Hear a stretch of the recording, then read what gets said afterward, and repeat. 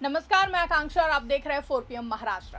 दोस्तों, क्या हुआ जब प्रियंका गांधी के संसद में बोलते ही भाजपाई तिलमिला उठे।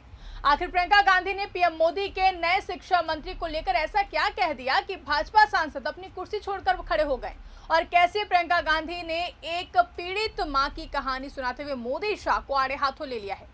दरअसल जब जब प्रियंका गांधी नाम की आंधी संसद में बोलने आती है, तब तब अच्छों की हवा टाइट हो जाती है। जब वो मुस्कुराते हुए सरकार की बैंड बजा रही होती हैं, तब भाजपा सांसदों के भीतर से धुआं उठना शुरू हो जाता है। लेकिन मंगलवार को, यानी कि आज, प्रियंका गांधी के तेवर कुछ बदले हुए थे।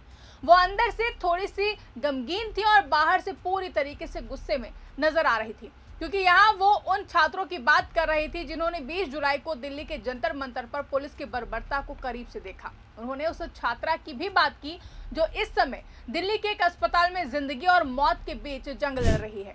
संसद में बोलते हुए उन्होंने न सिर्फ पुलिस की कार्रवाई को लेकर भाजपा सांसदों को खरी खोटी सुनाई, बल्कि पीएम मोदी और केंद्रीय गृह मंत्री अमित शाह को भी आड़े हाथों ले लिया है।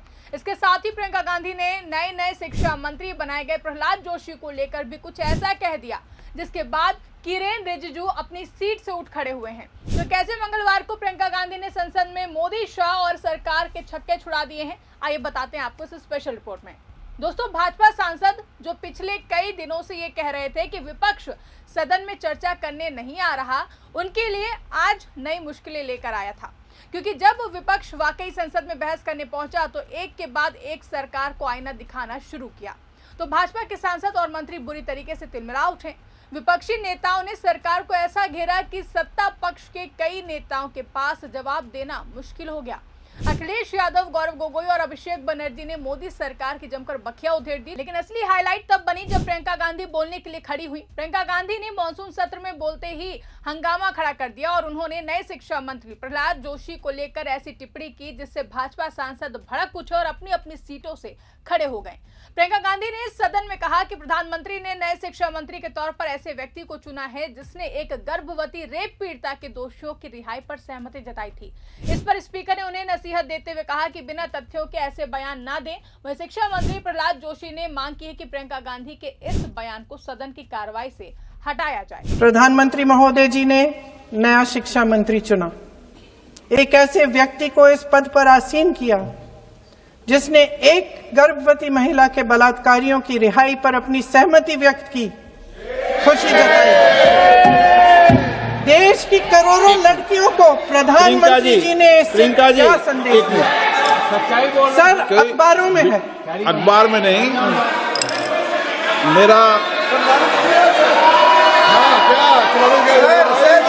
कुछ भी बोल के चले जाते हैं क्या? अरे तो कैसा क्या है इनके पास? ऐसा ही कोई आरोप लगा दीजिएगा। कोई नियम कानून नहीं है। कोई नहीं बोलेगा। इमरजेंसी के बारे में बोला था। इमरजेंसी के बारे में बोला था। दुबे जी, कितने बात किया आपने? आप कितने बात किया?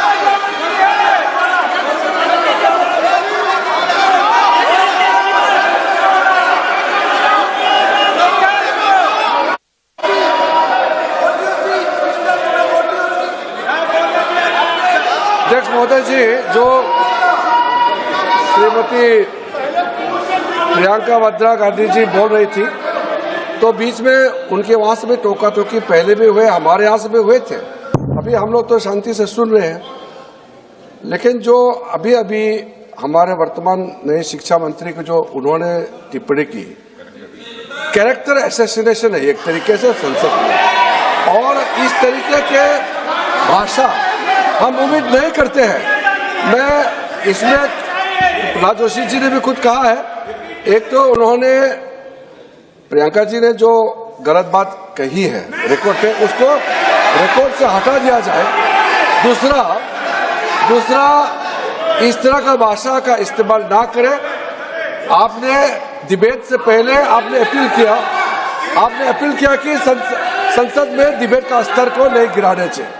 उनके पार्टी के वो सीनियर लीडर है, वो पहली बार चुन के आए हैं, मगर उनके पार्टी में सीनियर है।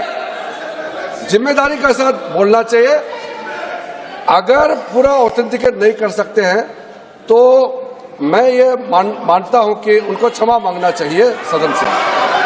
अब देखिए एक और जहां प्रियंका गांधी ने शिक्षा मंत्री पर रेप के दोषियों के साथ खड़े होने का आरोप लगाया तो सदन में जबरदस्त हंगामा खड़ा हो गया, तो वहीं दूसरी ओर प्रियंका गांधी ने पुलिस बर्बरता में घायल हुई छात्रा की मां से हुई अपनी बातचीत भी सदन में साझा की है। इस दौरान वो भाजपा सांसदों पर भी भड़क उठी। उन्होंने कहा कि गृह मंत्री अमित शाह और प्रधानमंत्री मोदी को जवाब देना होगा कि बच्चों पर हमला करने का आदेश आखिर किसने दिया।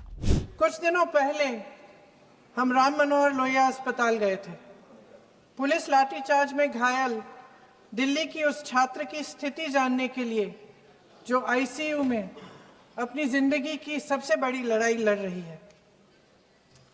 हमसे कुछ ही समय पहले आदरणीय स्वास्थ्य मंत्री जी श्री जेपी नड्डा वहां गए थे और उनसे कुछ समय पहले अन्य नेता भी गए। जब तक हम वहां पहुंचे उस लड़की की मां नेताओं के आने जाने से गुस्से में थी। सुन लीजिए, सुनिए, किसी की पीड़ा का मजाक नहीं उड़ाते। किसी कोई भी हो, किसी की पीड़ा का मजाक नहीं उड़ाते। आप संसद में बैठे हैं, निशिकांत जी आप बना रहे हो। जब तक हम वहां पहुंचे उस लड़की की मां नेताओं के आने जाने से गुस्से में थी। किस लिए आए हो? उसने आईसीयू के दरवाजे के बाहर खड़े होकर हमें पूछा। हमारे सामने कांपते हुए हाथ जोड़े कहने लगी कि धन्यवाद आप आए हैं, ठीक है, मगर मुझे किसी से नहीं मिलना, मुझे किसी से बात नहीं करनी। महोदय, उस मां की पीड़ा से उसका पूरा शरीर कांप रहा था, लेकिन उसने दृढ़ आवाज में कहा, सुबह से बड़े बड़े लोग यहां आ रहे हैं, एक के बाद एक वीडियो बना रहे हैं। वह भी आए जिन्होंने मेरी बेटी का ये हाल किया है। किस लिए? उसने हमसे पूछा। किस लिए? मेरी बेटी की बलि तो चढ़ गई है, लेकिन उसे कुछ भी हो जाए तो मैं उसके लिए अपने आप लड़ूंगी।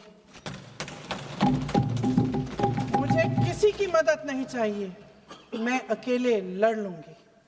महोदय, शायद मुझे यहाँ खड़े होकर सबके सामने ये बात नहीं कहनी चाहिए, मगर उस माँ की गुहार ने मुझे शर्मिंदा किया। उसके दिल के टूटने की वो आवाज जो अस्पताल की दीवारों से में गूंज रही थी, मेरे मन में अभी भी गूंज रही है। इसलिए उस माँ की इजाजत लिए बिना मैं आपके द्वारा आदरणीय प्रधानमंत्री महोदय जी और आदरणीय गृह मंत्री महोदय जी से पूछना चाहती हूँ कि क्या जरूरत थी एक मासूम बच्ची पर इस तरह दमन करने की? क्या जरूरत थी उन छात्रों पर आंसू गैस चलवाने की, उन पर लाठियां बरसाने की, उन पर वाटर कैनन्स चलवाने की? क्या जरूरत थी उन नौजवान लड़कियों को जलील करते हुए उनके कपड़े फाड़ने की, उनको बेरहमी से गंदी तरह पिटवाने की? देश के युवाओं पर पैलेट गन्स और AK-47 चलवाने की क्या आवश्यकता थी? क्या वे आतंकवादी थे? क्या आतंकवादी हैं? टेररिस्ट हैं? हाँ, कांग्रेस बोल रही है। हाँ, कांग्रेस बोल रही है। जवाब दीजिए, जवाब दीजिए। कांग्रेस बोल रही है, जवाब मांग रही है, जवाब दीजिए।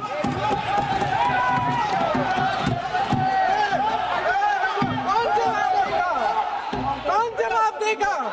गृह मंत्री जी जवाब देंगे। किसने ऑर्डर दिया? किसने ऑर्डर दिया पैलेट गन्स चलाने के लिए? किसने ऑर्डर दिया? आपके माध्यम से मैं पूछती हूं अध्यक्ष महोदय, किसने ऑर्डर दिया? प्रधानमंत्री जी ने दिया? गृह मंत्री जी ने दिया? जवाब देंगे? पूरा देश पूछ रहा है, सिर्फ कांग्रेस पार्टी नहीं पूछ रही है, पूरा देश पूछ रहा है।